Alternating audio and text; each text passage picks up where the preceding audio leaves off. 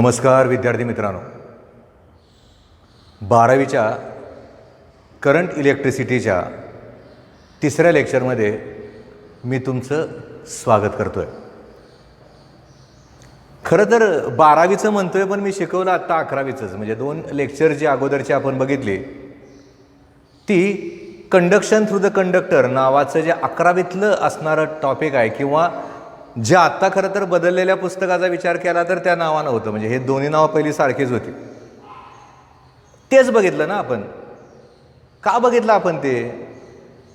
कारण असणारा जो तो टॉपिक आहे त्या टॉपिकला जर विचारात घेतलं तर आपल्याला त्या ठिकाणी तिथं असणारा तो जो 12वीचा टॉपिक कळावा असं वाटत असेल तर आपल्याला 11वीतलं कळावंच लागतं. त्याला पर्यायच असू शकत नाही. It has no excuse.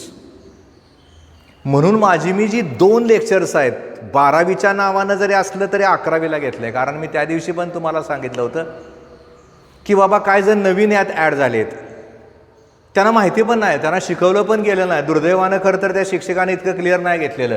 जे मी आत्ता अगोदरचं जे घेतलं ते खरं तर इतकं महत्त्वाचं होतं, कारण त्याच्याशिवाय तुम्हाला CET, नीट किंवा JEEतले मल्टिपल चॉईस क्वेश्चन सुटणारच नाहीत. एक का होईना इलेक्ट्रिकल नेटवर्क आपल्याला बघायला मिळणार आहे. 2 MCQs आपल्याला त्या असणाऱ्या पेपरमध्ये दिसतात, कुठल्याही असण्यामध्ये बघा. कारण 11वी 12वी वेगळं धरू नका, त्याला एकच धरा ना, करंट इलेक्ट्रिसिटी 11वी अधिक 12वी. म्हणून तर मी 11वीनं सुरुवात केली, नाहीतर कशाला करतोय मी.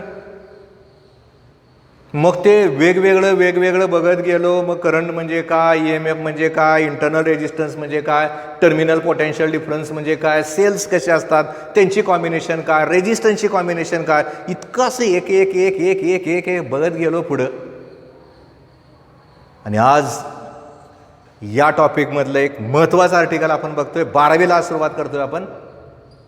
लक्षात ठेवायचं आहे, आजचं आर्टिकल तुम्ही मी जे सांगतोय त्या पद्धतीनंच बघायचं. याला पुस्तकाचा आधार ॲब्सल्युटली नका घेऊ, काय गरज नाही.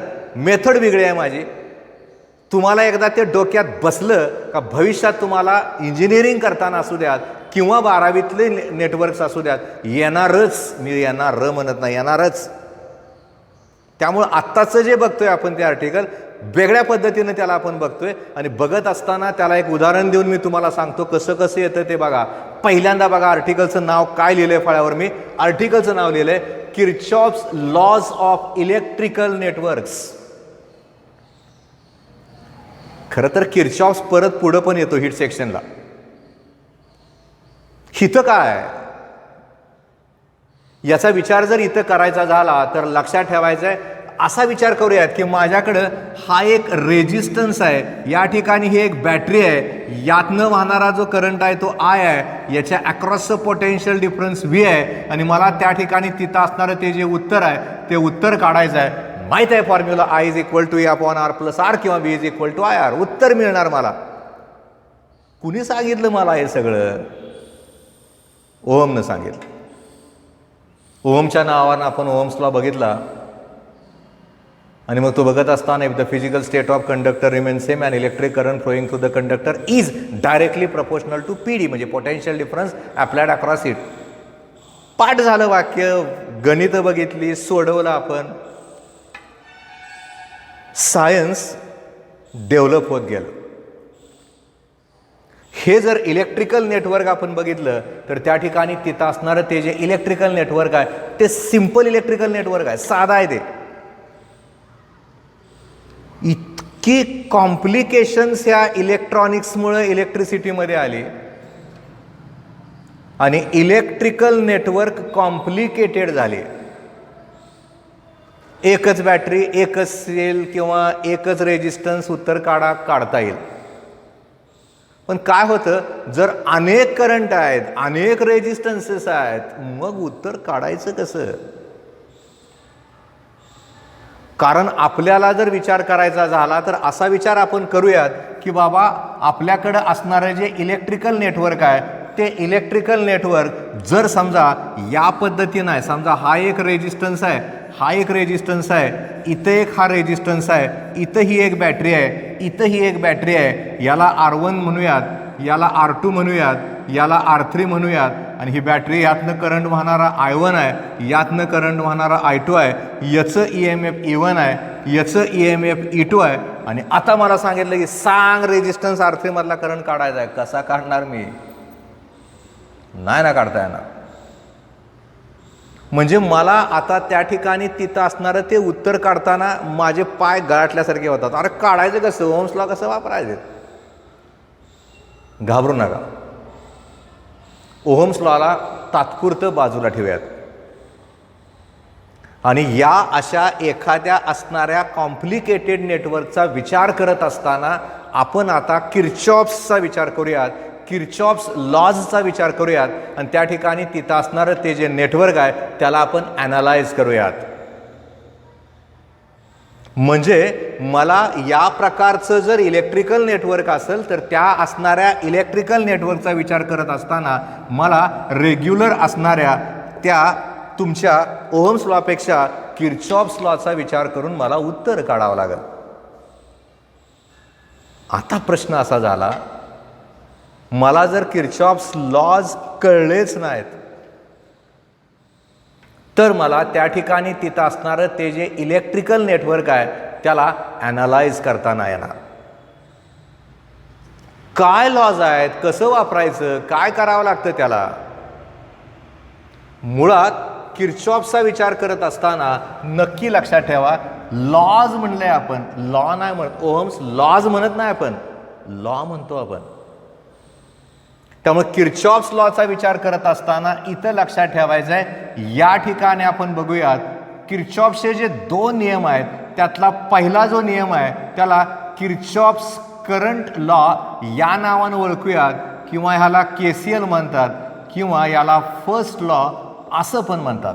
म्हणजे पहिला जो नियम आहे तो नियम किर्चॉफ्सनं करंटसाठी सांगितला. जर समजा त्या ठिकाणी तिथं असणारा तो नियम असेल तर नियमाला 100% आपल्याला स्टेटमेंटचा आधार घ्यावा लागेल. त्याच्याशिवाय त्या ठिकाणी तिथं असणारं ते वाक्य झाल्याशिवाय आपण बघणार तर कसं. आता काय सांगितलं किर्चॉफ्सनं तोही भाग महत्वाचा. मी पहिल्यांदा वाक्य सांगतो. वाक्य कळणार का तुम्हाला? पहिल्यांदा नाही कळणार, सांगतो तरी. कसं आहे वाक्य बघा. Algebraic sum of an electric currents at any junction point is equal to 0. वाक्य लिहून काढायचं. अजून कागद पेन घेतला नसला तरी तुमचा तो यूट्यूबचा असणारा त्या पॉज करा, घरात जावा, वही घेऊन या, लिहायला सुरुवात करा, वाक्य लिहा. कारण गरजेचं आणि महत्त्वाचं वाक्य आहे, विचारतातच परीक्षेमध्ये. स्टेट किर्चॉफ्स लॉज, मग वाक्य पाठ करायचेत ना आपल्याला. त्यामुळे तशी ते वाक्य लिहित असताना असणाऱ्या कॉन्सेप्टचा आधार घ्या. तर पहिलं वाक्य माझं कसं केलंय बघा. Algebraic sum of an electric currents at any junction point is equal to 0. असं डोक्यात भिनल्यासारखं होतं की अरे जंक्शन कुठला शब्द आला इथं. मला सांगा, जंक्शन हा शब्द आपण कुठं आणि कधी ऐकला आहे? कशाच्या बाबतीत ऐकतो आपण? करेक्ट आहे, रेल्वे स्टेशनमध्ये रेल्वेच्या बाबतीत ऐकतो. आता आपण आपल्या जवळच्या रेल्वे स्टेशनचा विचार करूयात आणि तसा विचार करत असताना असा विचार करूयात की इथं मिरज आहे, या ठिकाणी तिथं असणारं ते लातूर आहे, मिरजपासून येणार ते सांगोला, त्याच्यानंतर येणार ते पंढरपूर, त्याच्यानंतर येणार ते कुर्डवाडी, त्याच्यानंतर येणार ते बार्शी आणि नंतर येणार ते लातूर. हा आपला ट्रॅक आहे, आपल्या जवळचा ट्रॅक. आता तसा विचार करायचा झाला तर आपण विचार कुठला करूयात?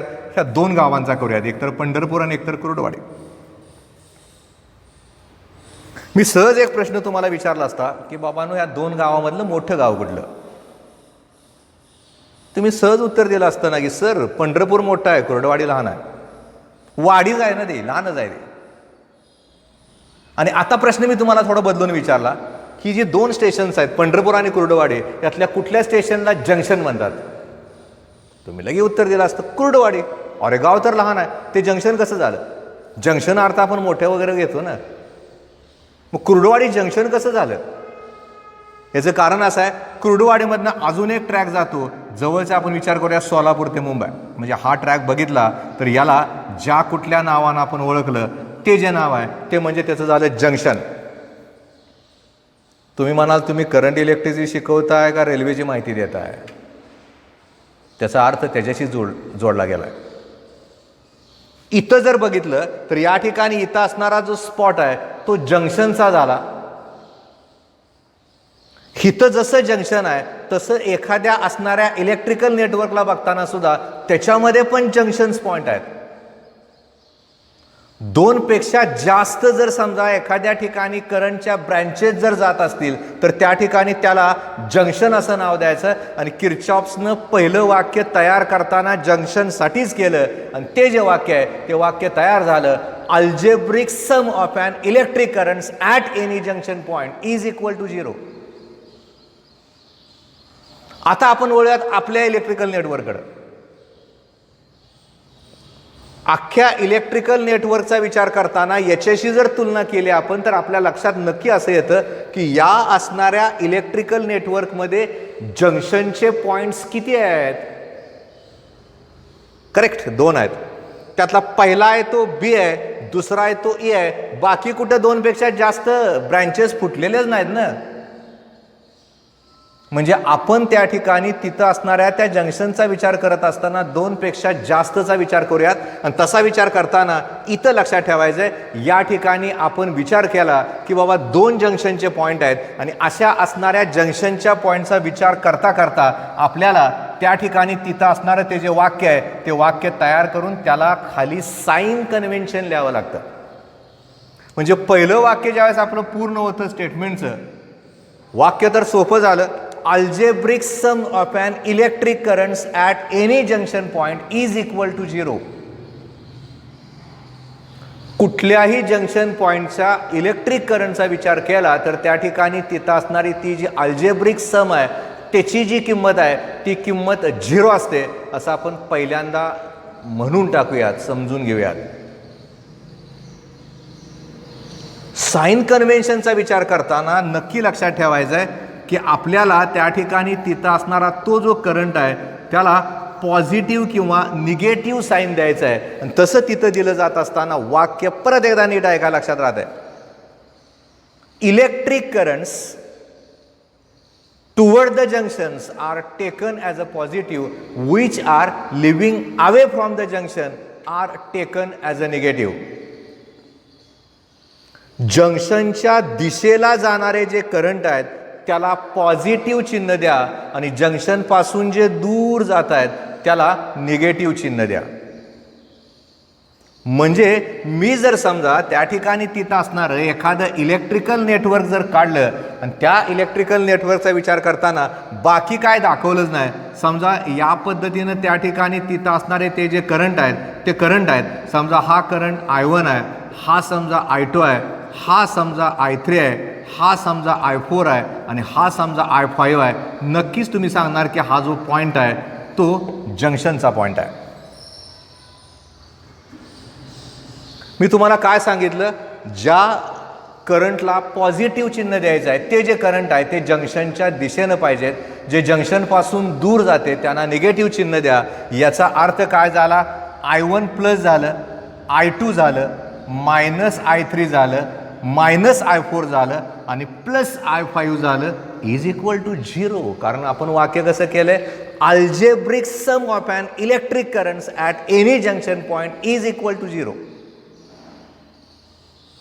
स्टेटमेंट आहे, ते वाक्य आहे, सगळ्यात महत्त्वाचं वाक्य आहे. तर आपण जर समजा त्या ठिकाणी तिथं असणारं ते जे वाक्य आहे ते वाक्य नीट लक्षात ठेवलं, करस्पॉन्डिंग असणाऱ्या चिन्हाचा विचार केला तर याच्यावरून आपल्याला अनेक गोष्टींची उत्तरं सांगता येतील. मोस्ट आणि मस्ट आहे ते. म्हणजे हिथं बघितलं तर I1 आहे, I2 आहे, I3 आहे, I4 आहे. I1 I2 दिशेला चालले प्लस दिले, I3 I4 आवे चालले मायनस दिलं, परत I5 दिशेनं चाललाय त्या जंक्शनच्या त्याला परत प्लस दिलं, इज इक्वल टू 0. म्हणजे याला जर सिम्बॉलिक रिप्रेझेंट करायचं झालं तर summation i is equal to 0 where i goes from 1 to n असं द्या. म्हणजे आपल्याला आता वेगळं काय लिहावं लागत नाही. जर त्यांनी state and explain Kirchhoff's current law म्हणलं तर खाली अशा प्रकारची डायग्राम काढून तिथं लिहा. अनेक विद्यार्थी बोर्डाला सिरियसली घेतच नाहीत. अरे बोर्डात झाल्याशिवाय CET येतच नाही. आणि अशामुळे काय जणांचं बोर्डाचे ग्रुपच जाते. तर इकडं मी CET करतोय, नीट करतोय. अरे तुला ग्रुपला 50% सुद्धा मार्क नाहीत, कसलं CET नीट करतोय. पहिलं ते तयार करा, मग पुढं जावा. कदाचित काय जणांना माझं बोलणं रफ टफ वाटतं, पण मला रियालिटी ग्राउंडवर बोलायला आवडतं. असं नुसतं असं आहे तसं आहे. मुळात अख्खं 12वी वर्ष सोपं नाही. कोणी पण किती पण म्हणू द्यात, काय पण म्हणू द्यात, अवघड आहेत. पण अशक्य नाही ना. प्रयत्न करत राहायचा आपल्याला. तर तसा तो प्रयत्न करत असताना पहिलं वाक्य, पहिलं स्टेटमेंट लक्षात ठेवायचं आहे. कारण आपल्याला 2 नियमांचा अभ्यास आजच्या तासाला करायचा आहे, आजच्या पिरियडला करायचा आहे. पहिलं वाक्य मी तुम्हाला सांगितलं, algebraic sum of an electric current at any junction point is equal to 0. वाक्य तर पाठच झाला आता. 10 वेळा मी सांगतो वाक्य ते मुद्दाम. लगेच खाली साइन कन्व्हेन्शन आपण लिहून टाकलं. Electric current toward the junctions are taken as a positive. Electric current leaving away from the junction are taken as a negative. लिहून टाकलं, झालं. साइन कन्व्हेन्शन झालं, डायग्राम काढली, प्लस मायनस आपल्याला कळलं. खरंच कळलं का ते कळायसाठी आपण एक उदाहरण घेऊयात. कारण ते कळलं तर मग बाकी सगळं कळलं ना. आपण काय करूयात, याच्यावरच एक उदाहरण घेऊयात आणि उदाहरणावरनं आपल्याला खरंच काय येतं का त्याचा विचार आपण करूयात. कारण हे CETला एकदा विचारलेलं अशा प्रकारचं मल्टिपल चॉईस क्वेश्चन होतं. ज्याला आत्ताचं मी शिकवलंय ते कळलं, त्याला मी आत्ता जे सांगतो ते नक्की कळणार आहे. असा विचार करा, आपल्याला इलेक्ट्रिकल नेटवर्क देत असताना त्या ठिकाणी तिथं असणारं ते जे इलेक्ट्रिकल नेटवर्क आहे ते या पद्धतीनं दिलं.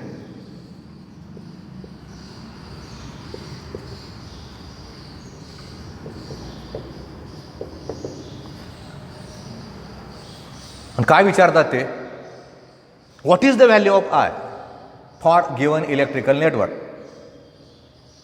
सर्किट दिलंय, किमती दिल्यात आणि आय किती असेल त्याचं उत्तर त्यांनी विचारलंय. आता उत्तर कसं काढायचं.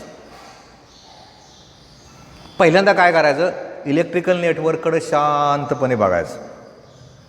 आता जंक्शनची संकल्पना कळली का आपल्याला, कळले. पहिल्यांदा ठरवून टाकायचं या असणाऱ्या इलेक्ट्रिकल नेटवर्क जंक्शन किती आहेत. बरोबर आहे, 3 आहेत. हा पहिला, हे दुसरं आणि हे तिसरं, 3 जंक्शन आहेत. आता या जंक्शनचा विचार करताना मग आपण विचार करायचा आहे की बाबा हा पहिला जंक्शनचा पॉईंट आहे, हा दुसरा जंक्शनचा पॉईंट आहे, हा तिसरा जंक्शनचा पॉईंट आहे. पहिल्या जंक्शनचा विचार करताना 3 अँपियर आणि 5 अँपियर करंट जंक्शनच्या दिशेनं चाललेत. कुठलं चिन्ह करेक्ट आहे, पॉझिटिव्ह. म्हणजे 5 + 3 8 झालं आणि 8 इथंपर्यंत गेलं. बरोबर आहे. 2 अँपियरचा करंट त्यातनं दूर चाललाय. चिन्ह कुठलं, राईट, निगेटिव्ह. मग इथून इथंपर्यंत 8 झालं, 8 मधनं 2 वजा झालं, 6 झालं, 6 इथंपर्यंत गेलं, त्यातनं 1 अँपियर परत दूर गेलं. किती राहिलं, 5. इथं राहिलं 5. याचा अर्थ आयचं उत्तर किती अँपियर आलं, 5 अँपियर.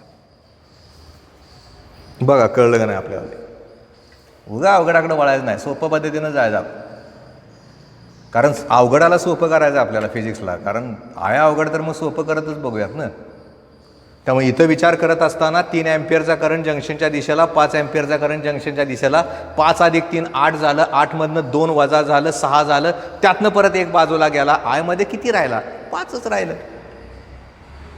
आपल्याला या पद्धतीनं तिथं असणारं ते जे इलेक्ट्रिकल नेटवर्क आहे त्याला ॲनालाइज करता आलं पाहिजे, ते कळलं पाहिजे आपल्याला. त्यामुळे किर्चॉफ्सचा करंट लॉ म्हणल्यानंतर आपल्याला त्या ठिकाणी तिथं असणारं ते इलेक्ट्रिकल नेटवर्क कसं, जंक्शनचे पॉईंट कुठले, जंक्शनला कसं इम्प्लिमेंटेशन करायचं, या प्रत्येक गोष्टीचा विचार आपण या ठिकाणी नक्की करतोय. कारण हे कळायला पण सोपं आहे. पहिलं अवघड जातं दुसरं, आणि ते पुस्तकात वेगळं आणि मी सांगणार वेगळं. ते नीट लक्षात ठेवायचं. कारण मी सांगतो ती पद्धत तुम्हाला MCQ सोडवायला फार उपयोगी पडते. आता मी काय करणार आहे, याच्यामध्ये सेकंडचा विचार करणार आहे. आणि सेकंडचा विचार करत असताना मी आता विचार करतोय किर्चॉफ्स व्होल्टेज लॉ, ज्याला K फी एल असं म्हणता येईल किंवा याला सेकंड लॉ या नावानं पण ओळखता येईल. म्हणजे आपल्याला कसं म्हणायचं आहे तसं त्याला म्हणू शकतो आपण. पहिला नियम जो आहे तो कॉन्झर्वेशन ऑफ चार्ज आहे. मी MCQ मधलं उत्तर देतोय आता. किर्चॉफचा करंट लॉ हा कॉन्झर्वेशन ऑफ चार्ज आहे. का कॉन्झर्वेशन ऑफ चार्ज आहे? टुवर्ड्स आणि अवे सेम आहे ना, त्यात करंट लिव्हिंग आणि करंट अवे सेम आहे, त्यामुळे त्याला कॉन्झर्वेशन ऑफ चार्ज या नावानं ओळखतात. त्यामुळे KVLचा विचार करत असताना आणि KCLचा विचार करत असताना दोन्हीमधला पहिला मुख्य फरक लक्षात ठेवा. KCLचा विचार करत असताना त्या ठिकाणी तिथं असणारं ते कॉन्झर्वेशन ऑफ चार्ज आहे. ज्यावेळेस आपण किर्चॉफच्या व्होल्टेज लॉचा विचार करतो त्यावेळेस it is the conservation of energy. का बघूयात ना आपण. म्हणजे पहिल्यामध्ये आणि दुसऱ्यामधला फरक कसा आहे बघा. पहिलं आपण ज्यावेळेस बघतो त्याचं स्टेटमेंट तयार केलं तसंच आता आपल्याला दुसऱ्या नियमासाठी सुद्धा स्टेटमेंट तयार करायचं आहे. आणि त्या ठिकाणी तिथं असणारं ते स्टेटमेंट तयार करताना मी पहिल्यांदा V is equal to IR जसं असतं तसं summation is equal to summation IR लिहूयात. आणि पुस्तकामध्ये summation E plus summation IR is equal to 0 लिहिले. या प्रत्येकाचं उत्तर मी देणार आहे. हे पण बरोबर, हे पण बरोबर आणि हे पण बरोबर. तुम्ही म्हटलं की सर आत्तापर्यंत तुम्ही बरं होतं, आता वेगळं सांगता इथं प्लस कसं झालं ते तर दिसत नाही ना. साइन कन्व्हेन्शन ओरिएंटेड ह्या असणाऱ्या आर्टिकलला बघावं लागतं आणि ते नाही बघितलं तर मग ते जंबलड होत राहतं. त्यामुळं आता तात्पुरतं काय करूयात आपण, हे जे तिसरं आहे त्याला तात्पुरतं विसरून जाऊया, त्याला बाजूला ठेवूयात. हे कशावरनं आलं ते म्हणून त्याला पण विसरून जाऊयात आणि फक्त हे जे फळ्यावर दाखवलंय तेवढं तिथं लक्षात ठेवूयात आणि त्याचं स्टेटमेंट तयार करूयात. कसं ते बघा. वाक्य पहिल्यांदा फक्त ऐकायचं, कळणार नाही, कळायसाठी वेळ लागतो त्याला. कसं आहे वाक्य बघा. Algebraic sum of the EMFs taken along any closed loop. Algebraic sum of an EMFs taken along any closed loop is equal to algebraic sum of the product of current and resistance of each part of the circuit. कसलं वेगळं वाटायला लागलं ना. मगाच बरं होतं, लगेच कळलं. Algebraic sum of electric current at any junction point is equal to 0. ते पाठ झालं आपलं. हे लगेच नाही कळणार, तुम्हाला आत्ता सांगितलं. मी सांगतोय त्या पद्धतीनं हे लक्षात ठेवायचं. पहिलं तसं पुस्तकातलं आहे, पण आत्ताचं मात्र या पद्धतीनं का लक्षात ठेवायचं तर ते लक्षात ठेवायला पण सोपं जातं. कारण मी याला उदाहरण देतोय, पुन्हा त्याचं इम्प्लिमेंटेशन करतोय. त्याचं इम्प्लिमेंटेशन करता आलं का अख्खा आर्टिकलच सोपं होऊन जाते. काय नाही जात. वाक्य कसं केलंय बघा. मी फक्त हे पुढं डोळ्यासमोर ठेवलंय म्हणून मी काय म्हणलं, थांबवा त्या यूट्यूबला, वही कागद घ्या. आत्ताचं वाक्य पुस्तकात असं नाही आहे, ते लिहून काढा वहीमध्ये व्यवस्थित. लिहिल्यानंतर मी खाली जे सांगतोय ते पण लिहित चला. नुसतं जर ऐकत राहिला ना तर तुम्ही नुसतंच ते ऑनलाईन आम्हाला असं झालं तसं झालं ओरडत बसणार. कोण ऐकत नसते ते. काय ओरडणार किती दिवस, काय उपयोग नाही होत, त्याला इलाज नाही. त्यामुळे वाक्य कसं आहे बघा. Algebraic sum of an EMFs taken along any closed loop is equal to algebraic sum of product of current and resistance of each part of the circuit. लूपचा अर्थ काय आहे इकडे या सर्किटकडे. आता जिथं सुरुवात केली तिथं शेवट झाला तर त्याला लूप म्हणायचं. फॉर एक्झाम्पल ए ला सुरुवात केली, ABEFA लूपच झाली. एखादा जरा थोडा म्हणणार सर उलट जावं काय होते, चालतंय की AFEBA सुरुवात करायची, मधनात पळायचं मात्र नाही. इथं बघा BCDEB किंवा BEDCB दॅट इज लूप. ह्याला लूप म्हणायचं आणि हे नियम आपण लूपला वापरतोय. मग सर्किटमध्ये लूप किती आहेत? 3 आहेत. ABCDEFA ही एक झाली, ABEFA ही दुसरी झाली, BCDEB ही लूप झाली. म्हणजे आता थोडं कळलं बाबा लूप कशाला मारायचं ना आपल्याला इम्प्लिमेंटेशन कशाला करायचं आहे. माझं वाक्य कसं होतं, algebraic sum of an EMFs taken along any closed loop is equal to algebraic sum of the product of the current and resistance of each part of the circuit. हे जवळ समोर ठेवलं का वाक्य तयार करायला फार सोपं आहे. Algebraic sum of an EMFs taken along any closed loop is equal to algebraic sum of product of current and resistance of each part of the circuit. याला साइन कन्व्हेन्शन आहे का? आहे. म्हणजे आता आपल्याला या ठिकाणी तिथं असणारं ते जे साइन कन्व्हेन्शन आहे ते सुद्धा बघावं लागेल आणि याला साइन कन्व्हेन्शन्स आहेत. त्यामुळं दोन साइन कन्व्हेन्शन्स आहेत.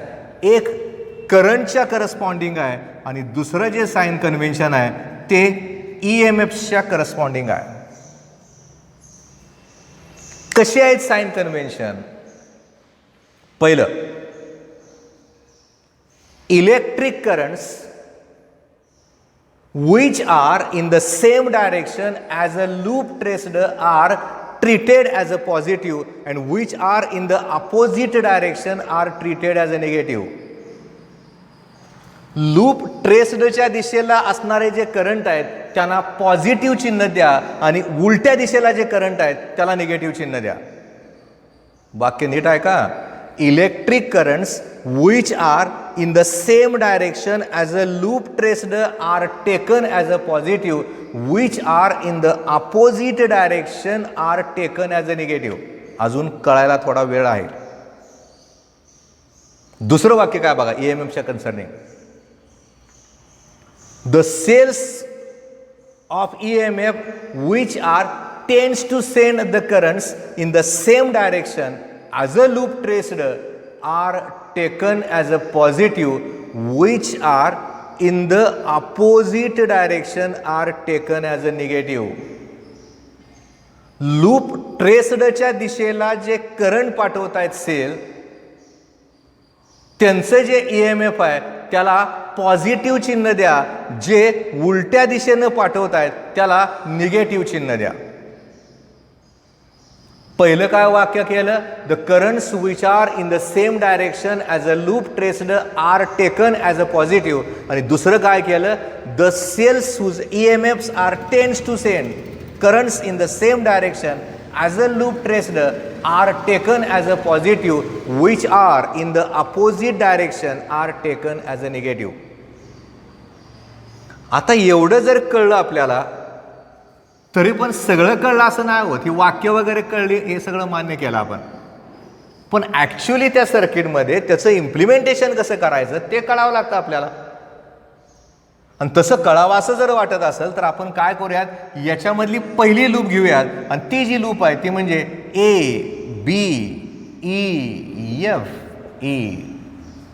ABEFA. मगाशीच आपण बघितलं जंक्शनचा पॉइंट आहे, इथला करंट I1 आहे, इथला करंट I2 आहे.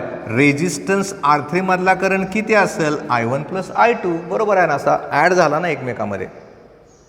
म्हणजे कुठेतरी समजा विचार केला बाबा इथं पंढरपूरच्या नरसिंहला निरा नदी येते, तिकडनं भीमा येते, त्या दोन्ही मिक्स झाल्या तर पाणी पुन्हा वाढून पुढे येणार ना. तसं इथं लक्षात ठेवायचं आहे. I1 आहे, I2 आहे, इथला करंट झाला I1 + I2. आपण काय करायचं बघा, लूप आपण बघितली ABEFA. ए पासून बी कडे जायचं. ए पासून बी कडे जाताना तिथं रेजिस्टन्स कुठला येतोय ते बघायचं. कुठला आला? R1. ठीक आहे. रेजिस्टन्स भेटला का त्यातनं वाहणारा करंट कुठला आहे तो बघायचा. त्यातला करंट कुठला आहे तर तिथं असणारा तो जो करंट आहे तो करंट म्हणजे त्या ठिकाणी I1 आहे आणि इकडचा करंट I2 घेऊया. E1चा करंट I1 आहे, E2चा करंट I2 आहे. मग अशी मी काय सांगितलं, the currents which are in the same direction are taken as a positive. तसं असेल तर मला इथं लिहित असताना I1 R1 लिहावं लागेल. कारण काय झालं, रेजिस्टन्स भेटला का करंटनं गुणायचं, दिशा बघायची. लूप ट्रेसच्या दिशेला पॉझिटिव्ह द्या, I1 R2 आलं. परत मी बी कडनं ई कडे आलो. बी कडनं ई कडे येताना तिथं असणारा तो जो रेजिस्टन्स आहे तो R3 आहे. करेक्ट. त्यातला करंट कुठला आहे? I1 + I2 आहे. इन द डायरेक्शन आहे का? आहे. चिन्ह कुठलं द्यावं लागेल? पॉझिटिव्ह. तसं जर दिलं तर मग इथं लिहित असताना I1 + I2 R3 गुणावं लागेल. बरोबर आहे.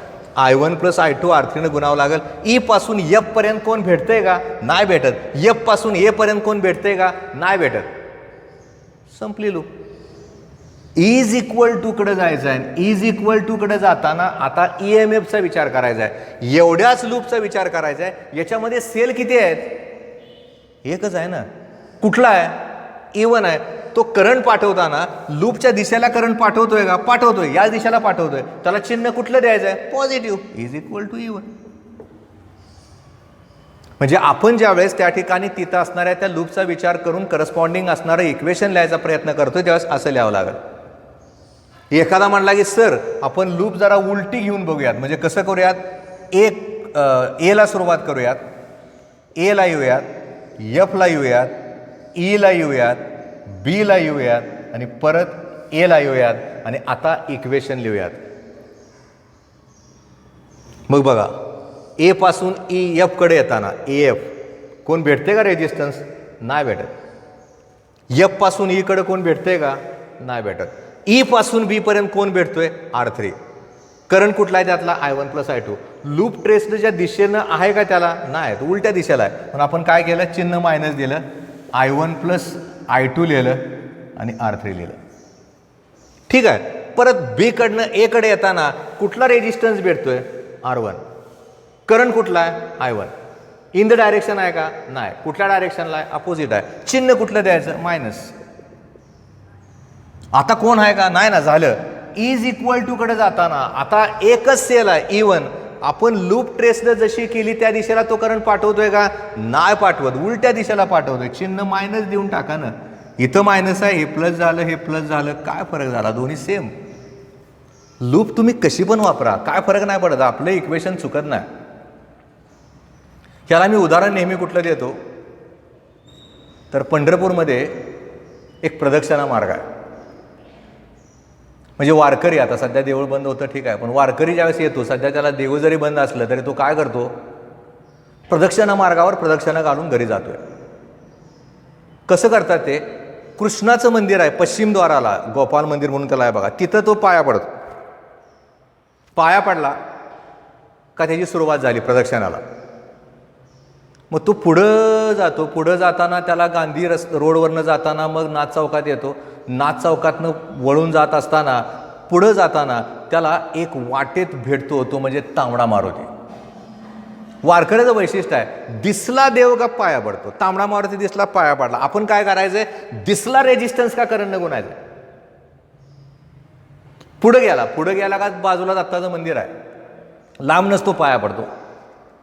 त्याच्यानंतर पुढं जातो. जाताना त्याला रामाचं मंदिर एक दिसतं, तिथं पण तो पाया पडतो. त्याच्या पुढं गेला का कलिका देवी मंदिर दिसतं, तिथं पाया पडतो. पुढं जाताना काळा मारुती दिसला, तिथं पाया पडला. आणि तो परत कुठं आला तर त्या ठिकाणी तिथं असणाऱ्या त्या गोपालकृष्ण मंदिराला. म्हणजे त्यानं काय करायचं आहे? दिसला देव का पाया पडायचा. तुम्ही काय करायचं आहे? दिसला रेजिस्टन्स का करंट गुणायचं आहे.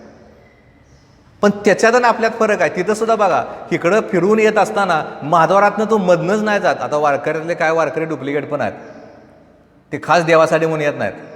जो खरा वारकरी आहे, जो देवासाठी म्हणून येतो, तो याच पद्धतीनं जातो. उलटं त्याला जाता येत नाही. उलटं कधीच तो जात नाही. मी सांगितलेल्या मार्गानंच तो जातो. इथं सुद्धा लक्षात ठेवायचं आहे, आपण मी सांगितलेल्या मार्गानं असं नाही, उलटं चालतं. आपल्या सर्किटला उलटं चालतं, वारकरी संप्रदायाला ते उलटं नाही चालत. त्यामुळे तिथं जसं केलं तसं इथं केलं का संपतेच ना. ते काय अवघड आहे तुम्हाला. बरं, हे सगळं याच्यामधल्या अजून एखाद्या लूपला आपण इम्प्लिमेंट करू शकतो का ते बघूयात, म्हणजे जादा क्लिअर होत जाईल. आणि तसं तिथं बघितलं जात असताना आता विचार करूयात, याच्यामध्ये असणारी एक लूप घेऊयात. कुठली घेऊयात? बी, ई, डी, सी आणि बी. बी, ई, डी, सी आणि बी या लूपला आपल्याला आता KVL अप्लाय करायचं आहे. चालायला सुरुवात करूयात. बी पासून ई कडे जाऊयात. कोण देव भेटला? Resistance R3. नमस्कार घालताना करंट लागेल ना आपल्याला. कुठला करंट आहे त्यातला? I1 plus I2. चिन्ह बघायचं, इन द डायरेक्शन आहे का लूपच्या? आहे ना. जसं चालू तशीच त्याची दिशा. इथं पॉझिटिव्ह द्यावं लागेल का निगेटिव्ह?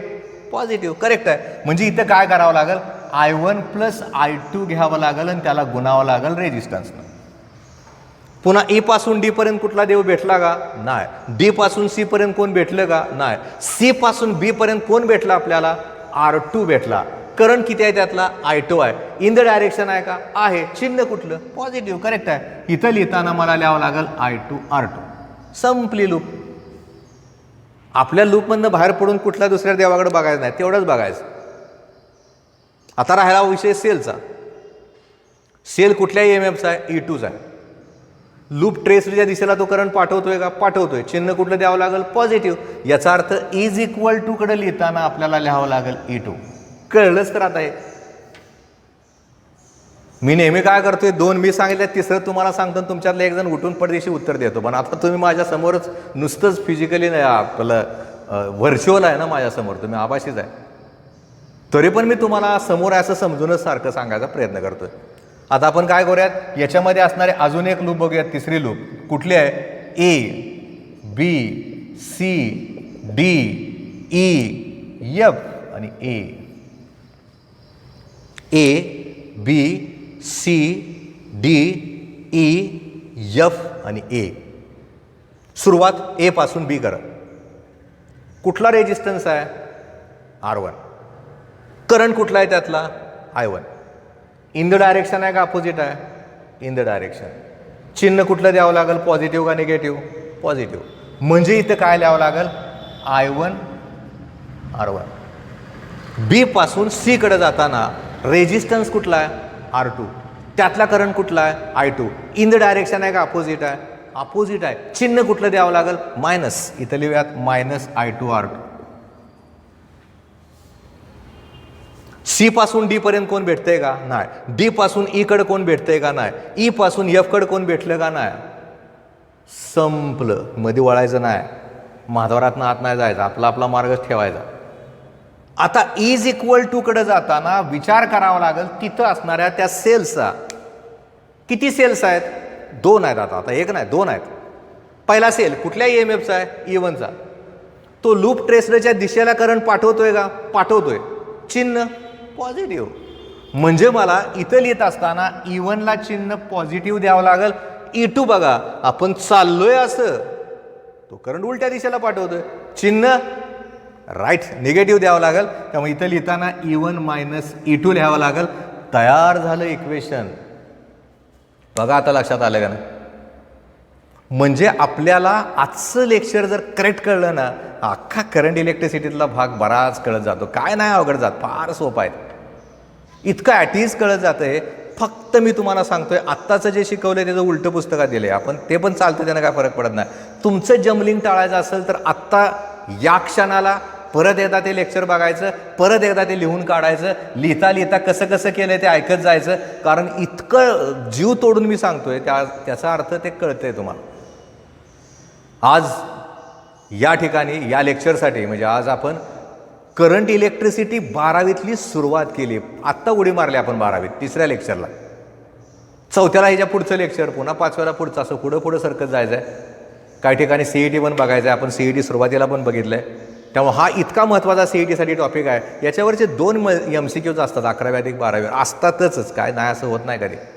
त्यामुळे अभ्यास करताय, करत राहा, करावं लागणार तुम्हाला. परीक्षा येणारच आहे 100% समोर. दिवाळीनंतर जर सुरू झालं तर अजून चांगल्या पद्धतीनं आपण बघू शकतो. CET घेऊ शकतो, MCQ घेऊ शकतो, गणित घेऊ शकतो, थोडं रिवाईज करता येतं आपल्याला. आज या असणाऱ्या तुमच्या करंट इलेक्ट्रिसिटीच्या तिसऱ्या लेक्चरला मी आज इथं थांबतोय. उद्या आपण करंट इलेक्ट्रिसिटीमधलं 4थं लेक्चर किंवा पुढचं लेक्चर आपण बघतोय. त्याच्यामध्ये पुढच्या आर्टिकल्स घ्यायचे आहेत.